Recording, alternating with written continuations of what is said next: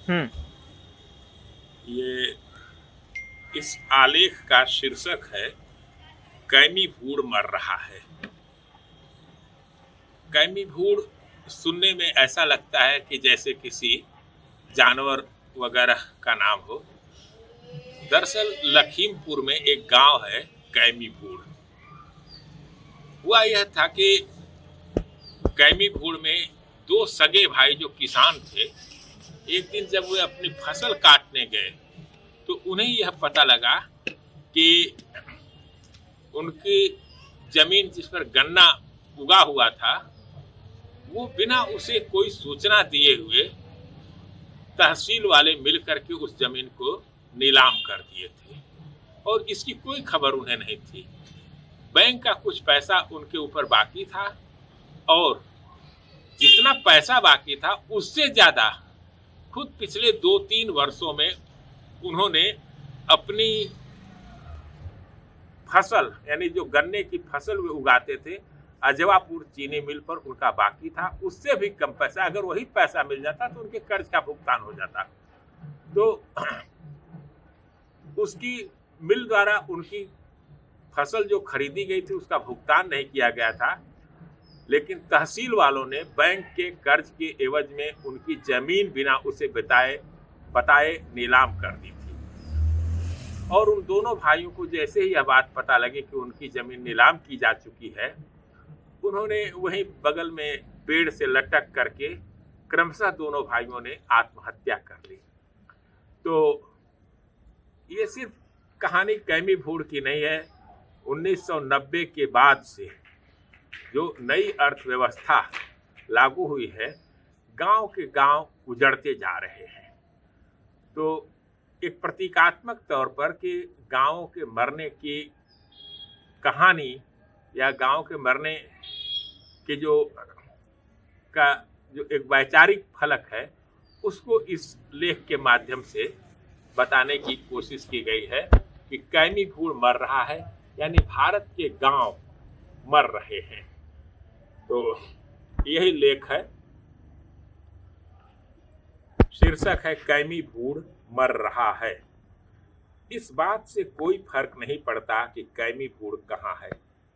देश के मानचित्र पर काली बिंदियों से दर्शाए गए असंख्य गांवों की शक्ल इससे किसी भी तरह अलग नहीं है।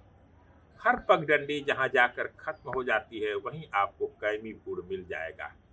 कैमी भूड़ यानी कर्ज और यातना के अंधेरे में छटपटाता गांव, जहां किसान एक एक कर आत्महत्याएं कर रहे हैं।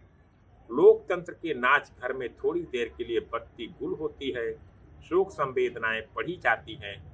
पालतू अर्थशास्त्रियों की भीड़ सेंसेक्स के तापमान को देखकर आश्वस्त है कि विकास की दर बेहतर है, जबकि यहाँ रात दिन आजादी के सपनों का संहार हो रहा है।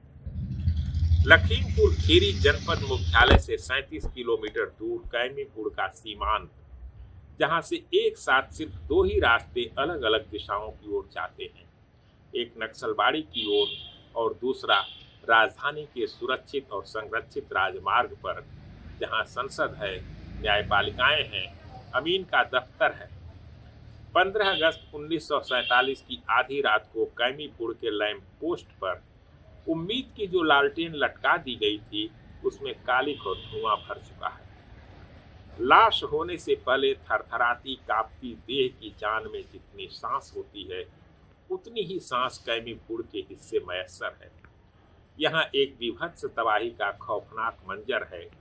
शकों, हूणों या मंगोलों ने नहीं, विशुद्ध आर्य नस्ल के भारतीय प्रशासनिक ढांचे ने कैमी भूड़ को उजाड़ा और बर्बाद किया है। आर्थिक उदारीकरण और मनमोहनी विकास की परिकल्पना में कैमी भूड़ एक ऐसे वोट बैंक की तरह है जो नए अर्थतंत्र में असुविधा पैदा करते हुए बेवजह सताता रहता है, जबकि वे कैमी भूड़ के जनतंत्र का मतलब जानते हैं। एक ऐसा जनतंत्र जहां आपको अपने विरोध में काम करने वाली तमाम सरकारों में से किसी एक को चुनना होता है। सरकार कहती है कि 3 एकड़ तक खेत वाले किसान को लगान नहीं देनी है, लेकिन यहाँ 2 बीघे खेत वाले से भी लगान ली जाती है। दुनिया के सबसे बड़े गणतंत्र का संविधान कैमी भूड़ की गलियों में मृत प्राय कराह रहा है। अमीन और तहसीलदार ने उसके पीछे एक खूंटा ठोंक दिया है। अब यहाँ अमीन की मर्जी ही संसद है और संविधान भी। लेखपाल जब चाहे यहाँ किसी की वल्दियत बदल सकता है।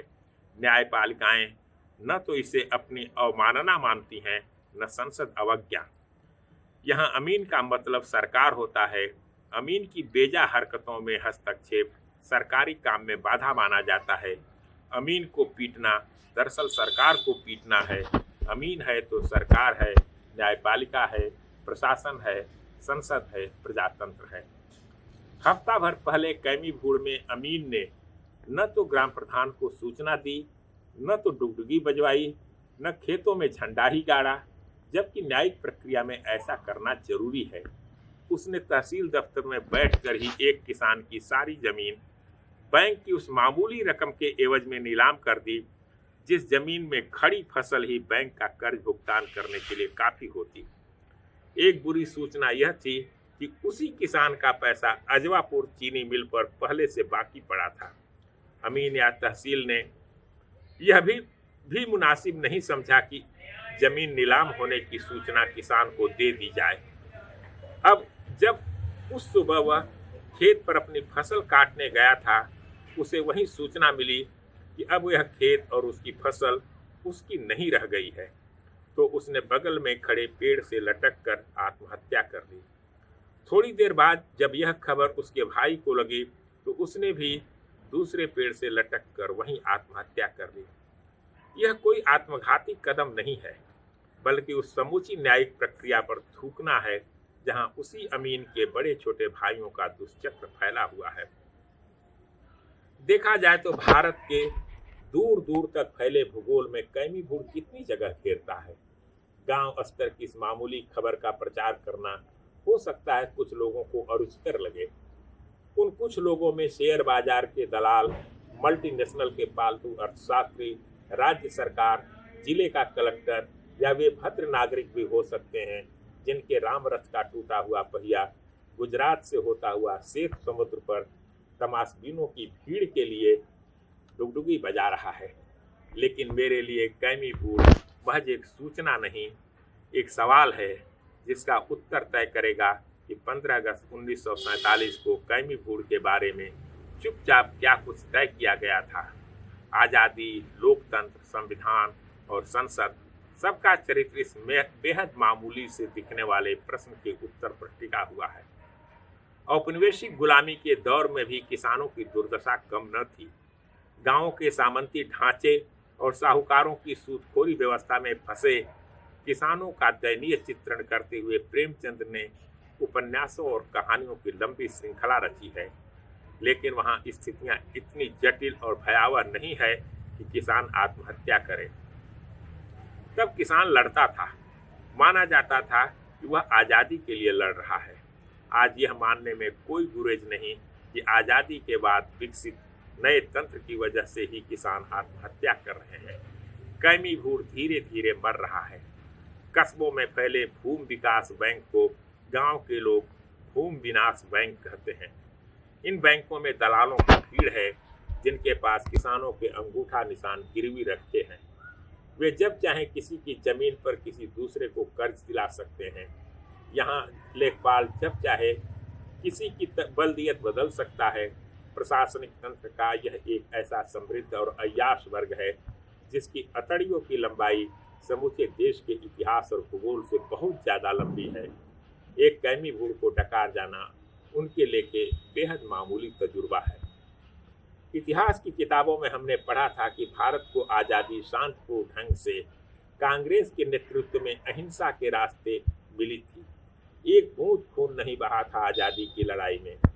और हमने पाया कि नेहरू युग के प्रथम दशक में ही बगैर एक बूंद खून बहाए एकदम शांतिपूर्ण ढंग से उसी ठंडी अहिंसा के रास्ते प्रजातांत्रिक भारत की एक एक संस्थाएं निर्जीव और निष्प्राण कर डाली गई।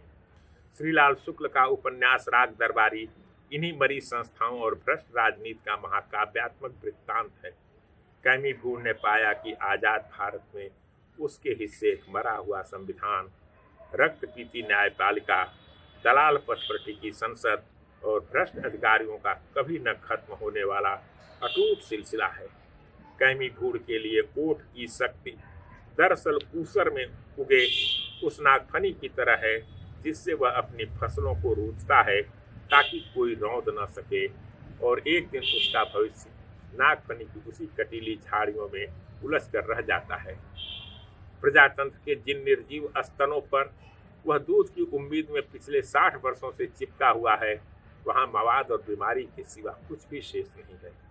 यथार्थ की परतें इस सब से बहुत गहरी हैं। अभिव्यक्ति की स्वतंत्रता भी है, लेकिन मैंने बचपन से ही उस राजा की कहानी पढ़ रखी है जिसने कह रखा था कि हर उस नागरिक को सूली चढ़ा दिया जाएगा जो कहेगा कि हाथी मर चुका है। डरे हुए मंत्रियों की तरह मैं सिर्फ इतना ही कह सकता हूँ कि महाराज, आपका हाथी न हिलता डुलता है, न चलता है, कुछ भी नहीं बोलता है आपका हाथी सांस भी नहीं लेता है महाराज। चारों ओर दुर्गंध और बदबू फैला रहा है आपका हाथी।